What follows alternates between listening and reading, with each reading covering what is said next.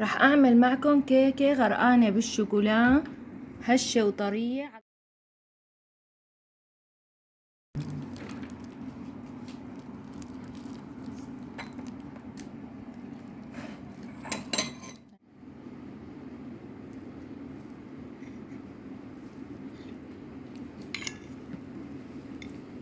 وعندي حبتين من البيض بدرجة حرارة المطبخ، ملعقة صغيرة من الفانيليا راح اضيفها فوق البيض، وعندي هون 3/4 كوب من السكر راح اضيفه.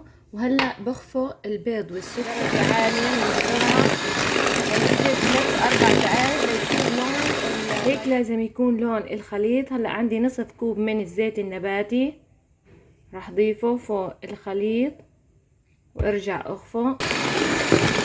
هلا كوب و3/4 من الطحين، 3 ملاعق طعام من الشوكولا الخام، وعندي ملعقتين صغار من البيكنج باودر، وعندي نصف ملعقة صغيرة من بيكربونات الصوديوم ورشة ملح بهذا الشكل ليتجانسوا كتير. عندي هون كوب من الحليب سخنته مع ملعقتين طعام من الزبدة، سخنته لدرجة الغليان. هلا بضيف المواد الجافة نصفها فوق الخليط ونصف الحليب، تمام، وبخفق على درجة متوسطة، يعني ما ببالغ بالخفق. ضفت النصف الثاني، هلا برجع بخفق ليتجانس كتير منيح البقر. لازم يكون الخليط بهذا الشكل، شوفوا ما شاء الله كيف نعومته. هلا بكون مجهزة طبق من البايركس دهنته بقليل من الزيت، وراح فرغ الخليط فيه. طبعا مشغلة الفرن على اعلى درجة حرارة على 180،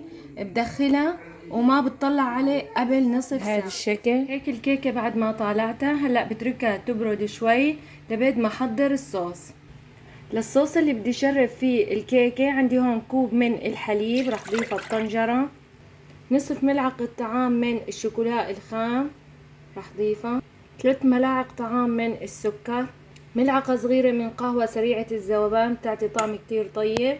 هلا على الغاز بضلني عم حرك فيهم لحتى يتجانسوا مع بعض. هيك الصوص صار جاهز معي. انا بدي اياه يفتر فتور، يعني ما انه يسخن كتير لدرجة الغليان. هلا بطفي عليه. عندي هون الكيكة، انا بحاول شيل الوش الفوقاني، بحاول برفق يعني شيل، وبحطه الوش هذا بمحضرة الطعام، بدي افرمه كتير ناعم، تمام. بهذا الشكل شلت الوش تبع الكيكة. طبعا كانت الكيكة يعني باردة شوي. هلا حطيته بمحضرة الطعام الوش وراح اخلطه ليصير كتير ناعم. عندي التشريبة راح شرب فيها الكيك بهذا الشكل.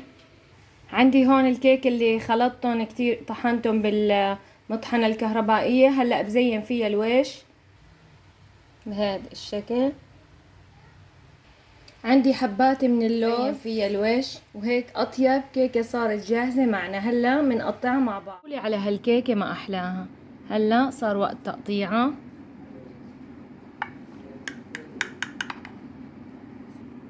هي اطيب كيكه غرقانه بالصوص صارت جاهزه معنا.